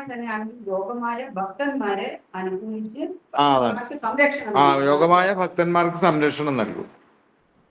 അപ്പൊ മഹാമായ ആണെങ്കിലും ഒരിക്കലും നമ്മുടെ ശത്രു ഇല്ല എന്നാണ് ഞാൻ അങ്ങനെ ഒരു ഇതും കൂടി കേട്ടിട്ടുണ്ട്. കാരണം എന്താണെന്ന് വെച്ച് കഴിഞ്ഞാല് നമ്മള് ഇപ്പൊ ഒരു ഗോൾഡ് ഒരു തീയിലിട്ടിട്ട് നമ്മള് പ്യൂരിഫൈ ചെയ്യുന്നത് പോലെ ഒരു തീയിനായിട്ട് കമ്പയർ ചെയ്യണം മഹാമായ. അപ്പൊ അങ്ങനെ നമ്മൾ പ്യൂരിഫൈ ചെയ്യും. കാരണം എത്ര നമ്മളെ ആ ഭൗതികതയിലേക്ക് വലിക്കുമ്പോഴും നമ്മൾ അതിൽ നിന്ന് റെസിസ്റ്റ് ചെയ്തിട്ട് നമുക്ക് പോരുന്ന തരത്തിലുള്ള ഭക്തി നമുക്ക് ഉണ്ടാവണം. Counter preach. അപ്പൊ നമ്മളൊരു കാര്യം, നമ്മൾ ഉറച്ച മനസ്സോടുകൂടെ ഒരു കാര്യം നമ്മൾ മായയിൽ നിന്ന് വിടണം എന്ന് അല്ലെങ്കിൽ ഇത് മായയാണെന്ന് നമ്മൾ കരുതി കഴിഞ്ഞാൽ നമുക്ക് മനസ്സിനെ ബുദ്ധി ഉപയോഗിച്ച് കൺട്രോൾ ചെയ്ത് കഴിഞ്ഞാൽ നമുക്ക് അതിനെ ഭക്തിയിലേക്ക് വരുത്താൻ പറ്റും. അതേസമയം രക്ഷ തരും. അല്ലെങ്കിൽ ഡോണ്ട് മൈൻഡ്. ഇപ്പൊ നമ്മളിപ്പോ സപ്പോസ് ഇപ്പൊ ഏകാദശി വ്രതം എടുത്തു, നമുക്ക് ഇന്നത് കഴിക്കണമെന്നൊരു ചാർട്ടുണ്ട്. അപ്പൊ നമ്മളൊരു സപ്പോസ് നമ്മുടെ ജിഹ്വ അല്ലെങ്കിൽ വായുടെ രുചി കൊണ്ട് ഇന്നിപ്പം സാരില്ല, ഇന്നിപ്പം ചോറുണ്ണ, അടുത്ത ഏകാദശി ആയിട്ട് എടുക്കാം, ഇന്നിപ്പോ കുറച്ച് ഭക്ഷണം കഴിക്കാം. അപ്പൊ അവിടെ ആരാണ്? മഹാമായ പ്രവർത്തിച്ചു. പക്ഷെ നമുക്ക് വേണ്ടത് ആത്മീയമായിട്ടുള്ള ഉന്നതിയാണ് വേണ്ടത്, ആത്മീയമായിട്ടുള്ള കാര്യങ്ങൾ. അതുകൊണ്ട് നമുക്ക് ദോഷമില്ല, ഗുണങ്ങളേ ഉള്ളൂ. ഓരോ സ്റ്റെപ്പിൽ നമുക്ക് ഗുണങ്ങളേ ഉള്ളൂ. പക്ഷെ ഇത് നമ്മൾ തിരിച്ചറിയാൻ കുറച്ച് സമയം എടുക്കും. അതെന്താ വെച്ചാൽ ഈ ആത്മീയ കാര്യങ്ങൾ നമുക്ക് ആദ്യം ചവർപ്പായിട്ട് തോന്നും, പക്ഷെ ഭൗതിക കാര്യങ്ങൾ ആദ്യം സുഖമായിട്ട് തോന്നും. സുഖമായിട്ട് തോന്നും. അവസാനം അത് ഭവിഷ്യത്തായിരിക്കും. അവസാനം അത് ചവർപ്പായിട്ട് മാറും. ഇത് ഭൗതിക കാര്യങ്ങൾ. പക്ഷെ ആത്മീയമായ കാര്യങ്ങൾ അങ്ങനെയല്ല. ലാസ്റ്റ് നമുക്ക് അമൃതമായിട്ട് മാറുള്ളൂ. ആദ്യം നമുക്ക് ചവർപ്പായിട്ട് തോന്നും. മനസ്സിലായില്ലേ? അപ്പൊ നമ്മളെപ്പോഴും ഭഗവാനോട് അറ്റാച്ച്മെന്റ് ഉണ്ട്, ഭഗവത് കാര്യങ്ങൾക്ക് പ്രേമായിട്ടുള്ള ഡ്യൂട്ടി സർവീസ് കൊടുക്കുകയാണെങ്കിൽ നമുക്ക് ഭൗതിക കാര്യങ്ങളൊക്കെ വളരെ സുഗമമായിട്ട് നടക്കും, യാതൊരു തർക്കവും ഇല്ല. പക്ഷെ നമുക്ക് ആ ഒരു വിശ്വാസക്കുറവാണ് ഇതിനെല്ലാം കാരണം. നമുക്ക് ഇങ്ങനെ ചെയ്തു കഴിഞ്ഞാൽ നമുക്ക് ഇതൊക്കെ വേണ്ടതല്ലേ, ഇതൊക്കെ കാര്യങ്ങളൊക്കെ ചെയ്യേണ്ടല്ലേ, ഇതെല്ലാം നമ്മളെ ഹെൽത്തിന് ഇഷ്യൂ ആകില്ലേ എന്നുള്ളത്. സപ്പോസ് ഒരു ഉദാഹരണം പറയുകയാണ്, നമ്മൾ ഉള്ളി വെളുത്തുള്ളി ഉപേക്ഷിച്ചു, അത് നമ്മൾ കഴിച്ചില്ലെങ്കിൽ നമുക്ക് ഹെൽത്ത് ഇഷ്യൂ ആകില്ലേ എന്നുള്ള ഒരു തോന്നൽ വന്നു കഴിഞ്ഞാൽ നമുക്ക് ആയില്ലേ. പക്ഷെ നമ്മളത് വർഷങ്ങളായിട്ട് കഴിക്കാതിരിക്കുന്ന ആർക്കും ഇത് പ്രശ്നങ്ങളൊന്നുമില്ല. അതിന് മറിച്ച് നമ്മൾ ആഹാരം കഴിക്കുന്നുണ്ട്. ഇപ്പം സപ്പോസ് നമ്മൾ ഗൃഹസ്ഥ ലൈഫ് എൻജോയ് ചെയ്യുന്നുണ്ട്, നമ്മൾ വണ്ടി മേടിക്കുന്നുണ്ട്, കാർ മേടിക്കുന്നുണ്ട്, വീടുണ്ട്. അതാ പ്രഭുപാദ് പറഞ്ഞത്, നമ്മൾ ഗൃഹസ്ഥ ലൈഫിൽ ഭഗവാനെ സെന്റർ ആക്കിയിട്ട് ആൾട്ടർ വെച്ച് പൂജയും കാര്യങ്ങളൊക്കെ ചെയ്തിട്ട് നമുക്ക് എല്ലാവരും ഒരുമിച്ചിരുന്ന് നാമം ജപിച്ച് ഇങ്ങനെയുള്ള ഭഗവത്ഗീത സത്സംഗമൊക്കെ ചെയ്ത് കുടുംബത്തിലുള്ള എല്ലാവരും, വീടുകളിലെല്ലാവരും. അത് കുറച്ച് ബുദ്ധിമുട്ടാണ്. അങ്ങനെ കുറേ അങ്ങനെ കിട്ടുള്ളൂ. അപ്പൊ അതിലൂടെ നമ്മൾ പോയി കഴിഞ്ഞാൽ നമുക്ക് ഒന്നും മഹാമായായിട്ട് ഒന്നും സംഭവിക്കില്ല. നമ്മൾ എപ്പോഴും ഭഗവാന്റെ അറ്റാച്ച്മെന്റിലൂടെയാണ് ജീവിക്കുന്നത്. അതെന്തുകൊണ്ടാണ്? കൃഷ്ണ ഈ സെന്റർ. നമുക്ക് ഭഗവാൻ ഓഫർ ചെയ്യേണ്ട കാര്യം നമുക്കറിയാം. ഭഗവാൻ അർപ്പിച്ച പ്രസാദം നമ്മൾ കഴിക്കുള്ളൂ. ഇങ്ങനെയുള്ള ഒരു റൊട്ടീനായിട്ടുള്ള വരുമ്പോൾ നമുക്കിപ്പോൾ സപ്പോസ് ഇപ്പം പനീർ കഴിക്കണമെന്ന് തോന്നും, നമ്മൾക്ക് പനീർ വെച്ച് ഭഗവാനെ ഓഫർ ചെയ്തിട്ട് കഴിക്കാം. അത് നല്ല വെജിറ്റബിൾ ഫുഡ് ഉണ്ടാക്കി ഭഗവാനെ ഓഫർ ചെയ്ത് കഴിക്കാം. ഇനി പിസ്സ കഴിക്കണമെന്ന് തോന്നും, ഒരു പിസ്സ വീട്ടിലുണ്ടാക്കിയിട്ട് ഭഗവാനെ അർപ്പിച്ച് കഴിക്കാം. അത്രേ ഉള്ളൂ അതിനകത്ത്. So no problem. ഇതൊരു ആഹാരത്തിന്റെ കാര്യം പറഞ്ഞതാണ്. പക്ഷെ അതുപോലെ തന്നെയാണ് ഏതൊരു കാര്യങ്ങളായാലും നമുക്ക് ലക്ഷറി ആയിട്ടുള്ള കാര്യങ്ങളുണ്ടെങ്കിൽ നമുക്കത് ഭഗവാന് വേണ്ടി ഉപയോഗിക്കുമ്പോൾ അത് ഒന്നും കൂടെ എനർജിയും വളരെ വികസിക്കും. ഒന്നും കൂടെ ആ ഒരു മേഖല അല്ലെങ്കിൽ ആ ഒരു തത്വം ഒന്നും കൂടെ നമുക്ക് വളരെ ശക്തിയാർജിച്ചെടുക്കാൻ പറ്റും. വളരെ ഐശ്വര്യമായിട്ടുള്ള കാര്യമാണത്. അല്ലാതെ നമ്മളിപ്പോ ഇതൊക്കെ മായ, ഇതൊന്നും നമ്മൾ അങ്ങനെയാണ് ഇങ്ങനെയാണെന്നൊക്കെ പറഞ്ഞു കഴിഞ്ഞാൽ സോ ഓക്കെ. അതായത് ദൃഢമായിട്ടുള്ള ഒരു പ്രതിജ്ഞ, ദൃഢമായിട്ടുള്ള നിശ്ചയം, ദൃഢമായിട്ടുള്ള ഒരു മെഡിറ്റേഷൻ ആണ് ഇതിനാവശ്യം.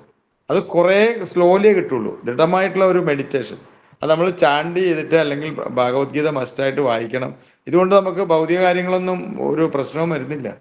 അതാ കൃഷ്ണ സയൻസ് എന്നുണ്ട്. അത് നമ്മൾ വേണ്ടുവോളം നമ്മൾ ആ പാനം ചെയ്തു കഴിഞ്ഞാൽ നമുക്ക് ഇതൊന്നും വിഷയമല്ല. നമ്മൾ ഭൗതിക ലോകത്ത്, അതായത് നമ്മൾ ഭൗതിക ലോകത്താണ് ജീവിക്കുന്നതെങ്കിലും ആത്മീയ കാര്യങ്ങൾ, അതായത് ഒരു ഉണക്ക തേങ്ങ എങ്ങനെയാണോ ആ കൊപ്രയ്ക്കകത്ത് കിടക്കുന്ന സൗണ്ട് ഉണ്ടാക്കുന്നത്, ആ തേങ്ങയിൽ നിന്ന് വിട്ട് കിടക്കുവാണ്. ഒരു ഉള്ളിൽ കിടന്നാൽ ടക്ക് ടക്ക് സൗണ്ട് കേൾക്കും അല്ലെ? കേൾക്കുന്നുണ്ടോ? എല്ലാവരും പോയ ആരെങ്കിലും ഉണ്ടോ?